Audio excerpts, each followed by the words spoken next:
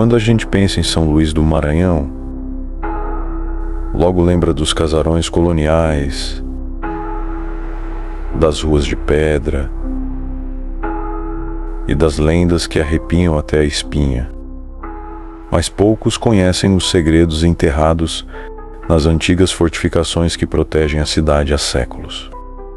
Segredos que nem os livros de história ousam revelar.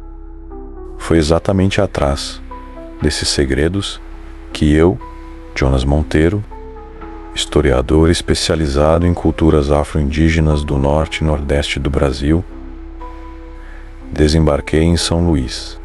Meu objetivo inicial era simples: pesquisar documentos antigos para meu livro. Mas o que encontrei mudou completamente a forma como eu vi o passado e me fez questionar se certas maldições nunca têm fim. São Luís foi fundada em 1612 pelos franceses sob o comando de Daniel de Latouche, o senhor de La Ravardie. Pouco tempo depois, os portugueses tomaram a região em 1615, liderados por Jerônimo de Albuquerque. Hoje, boa parte dessas disputas está registrada nos museus, nos livros e nas paredes do Palácio dos Leões, construído onde outrora se erguia o Forte de São Luís. Apesar das marcas históricas deixadas pela colonização, o que mais me chamou a atenção foram as lendas que a cidade carrega. Tem a lenda da serpente encantada, que dorme nos subterrâneos à espera do dia em que vai engolir a ilha inteira. Tem a carruagem de Anna Jansen, aparecendo de madrugada para espiar pecados do passado. E há também relatos sobre antigos rituais envolvendo as fortificações da orla, como o Forte de Santo Antônio da Barra, na Ponta de Areia, e ruínas de pequenos bastiões esquecidos.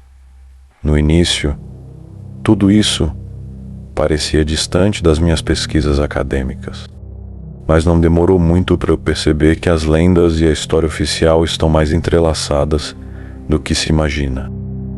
Minha jornada começou quase por acaso, em uma manhã abafada de terça-feira. Estava na Biblioteca Pública Benedito Leite, folheando documentos sobre o período colonial. Entre as páginas amareladas, encontrei referências a uma construção militar pouco mencionada.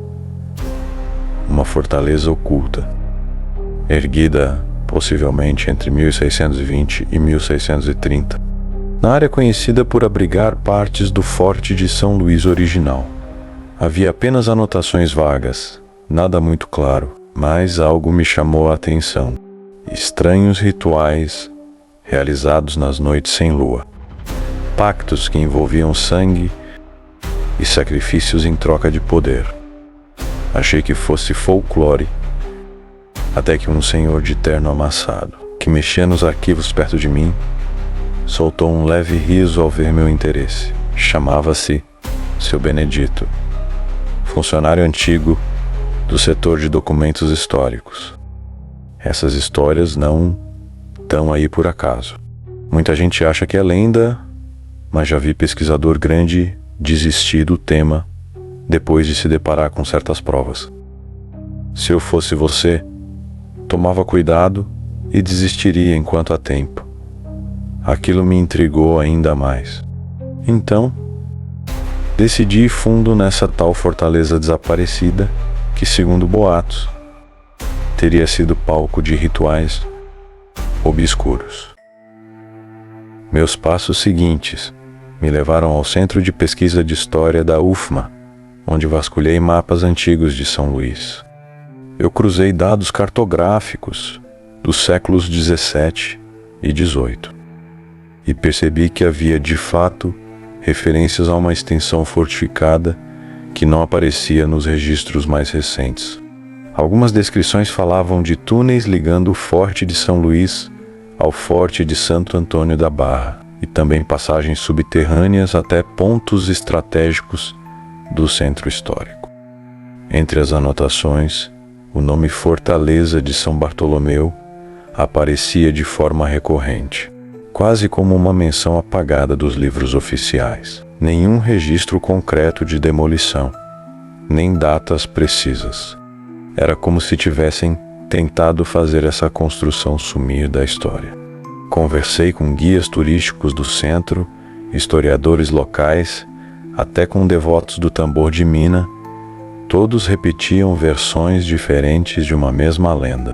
Na época dos colonizadores, houve um pacto feito por alguns líderes locais, portugueses e até nativos aliados, para garantir que São Luís se tornasse próspera. Pessoas locais foram sacrificadas, oferecidos a uma força desconhecida, e a tal fortaleza era o local onde esses encontros macabros aconteciam. A maioria das pessoas me olhava como se eu fosse louco por querer mexer nesse vespeiro. E quanto mais resistência eu encontrava, maior minha vontade de descobrir a verdade. Determinado a seguir com a investigação, fui atrás de arquivos particulares. Entrei em contato com um descendente distante de um dos antigos governadores da província do Maranhão, um senhor chamado Paulo Albuquerque, que guardava um acervo de cartas antigas da família. Numa tarde nublada, visitei a casa dele, um sobrado antigo na Rua do Giz. Ele me recebeu com um sorriso cauteloso, e ao me conduzir ao sótão, abriu uma arca de madeira repleta de papéis amarelados. Puxou um maço de correspondências cifradas, datadas de 1720. Uma delas dizia: conforme ordenado em seu nome, renovamos o acordo na fortaleza de São Bartolomeu. O derramamento de sangue nos garante a guarda invisível contra invasores. Que esta proteção permaneça enquanto cumprimos nossa parte. Senti um arrepio percorrer minha espinha. Seria possível que essas cartas fossem autênticas? Paulo franziu o senho e confessou: essas correspondências estão na família há gerações. Meu avô dizia que a maldição da cidade vinha desses rituais. Ele mesmo nunca quis falar muito. Achava que o assunto trazia azar. Mais tarde, notei que a tinta em algumas letras parecia marcada com algo que não se desbotou ao longo dos séculos. Estaria misturado sangue à escrita? A ideia me perturbou, mas decidi não recuar, não retroceder. Se eu já cheguei até aqui, agora eu quero descobrir o resto. A partir dessas pistas, finalmente consegui localizar uma área pouco explorada próximo à Ponta de Areia, perto das fundações do que restou do Forte de Santo Antônio da Barra, segundo referências cruzadas. As ruínas da possível fortaleza de São Bartolomeu ficariam em uma encosta escondida por vegetação densa, fora das rotas turísticas. No fim de tarde de um sábado, com uma lanterna e mapas em mãos, eu me enfiei pelas trilhas úmidas e lamacentas. Não demorei a perceber um silêncio anormal ao me aproximar do local. Parecia que até os pássaros evitavam cantar. Os galhos retorcidos das árvores formavam uma espécie de túnel natural. A luz do sol ia sumindo rápido, deixando a mata com um ar de cemitério abandonado. Depois de meia hora de caminhada, deparei com fragmentos de muros cobertos por musgos. Peguei o celular para registrar, mas a bateria começou a drenar do nada. Tentei ligar o GPS, mas só via estática. O desconforto crescia. Prossegui, guiado somente pela lanterna. Quando finalmente encontrei uma arcada de pedra semioculta, meu coração disparou. Estava diante do que parecia a entrada de uma velha fortificação. Entrei muito desconfiado e devagar, tentando controlar o tremor das minhas mãos. O interior era apertado, com paredes de pedra e restos de alicerces corroídos pela umidade. Em certo ponto, avistei símbolos gravados na rocha. Nada que eu reconhecesse imediatamente, mas lembravam desenhos tribais misturados a inscrições europeias antigas. E foi então que percebi vestígios de cera de vela no chão, dispostas em círculo. Mais adiante, algo que parecia ossos de animais ou seriam humanos. Um punhal enferrujado jazia junto a manchas escuras que se espalhavam pelo piso. O ar estava denso e um cheiro metálico invadia minhas narinas. As evidências me faziam pensar. Alguém continuava visitando aquele lugar, mesmo séculos depois.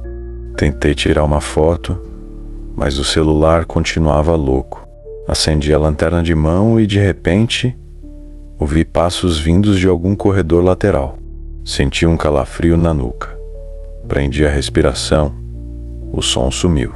Não havia vento, não havia eco, só o peso absoluto do silêncio.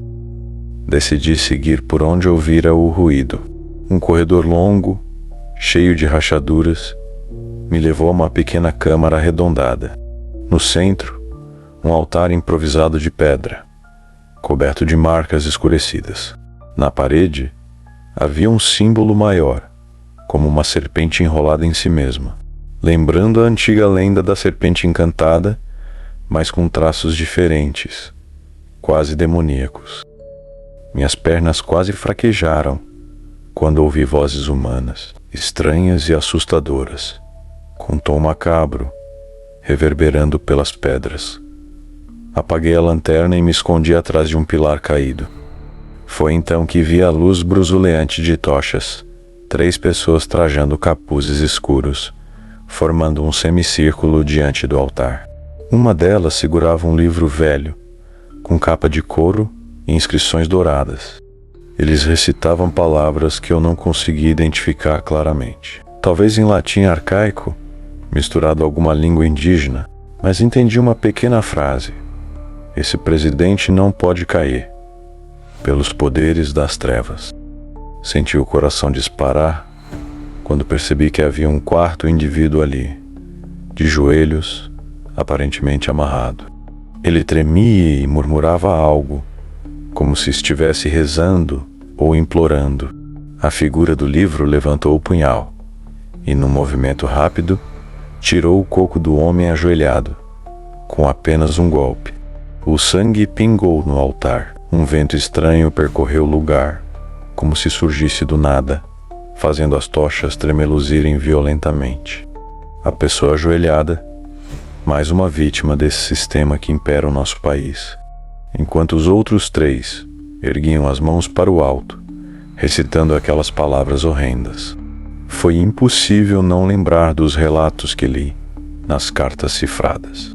Era um pacto de sangue, supostamente para manter o poder sobre o Nordeste, sobre a cidade de Fortaleza.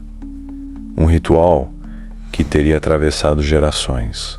Eu assisti a uma cena que, na minha cabeça, pertence apenas aos mitos, mas estava acontecendo bem ali, diante dos meus olhos. Meu instinto foi correr, mas tive medo de fazer barulho. Comecei a recuar passo a passo, tentando não tropeçar nos escombros. Infelizmente, meu pé esbarrou num pedaço solto de pedra. O ruído ecoou nas paredes, e as 3 figuras giraram imediatamente na minha direção. Quem está aí? Uma voz rouca e furiosa se projetou. Senti meu sangue gelar. Seu merda desastrado. Estou lascado.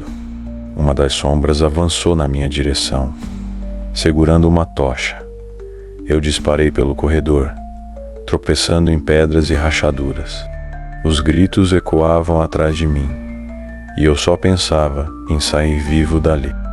Enquanto corria, enxerguei luz natural no final do túnel.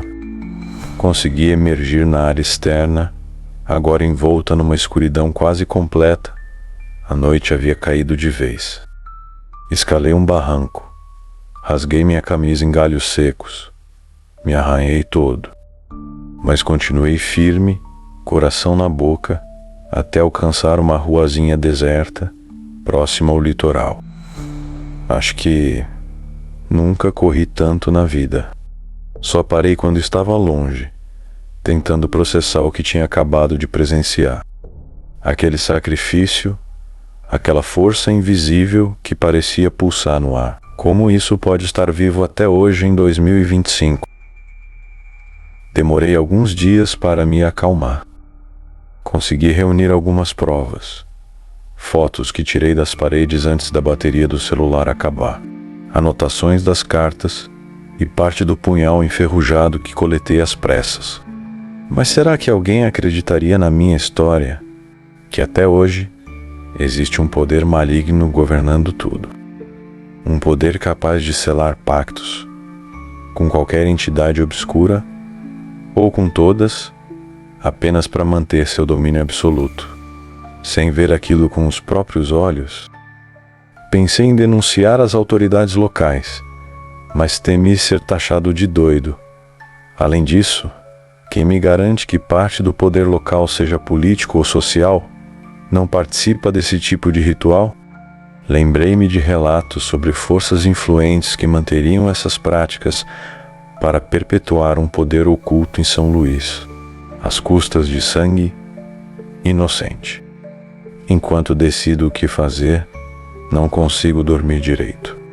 Fecho os olhos e vejo aquelas inscrições macabras, aquela tocha balançando no ar.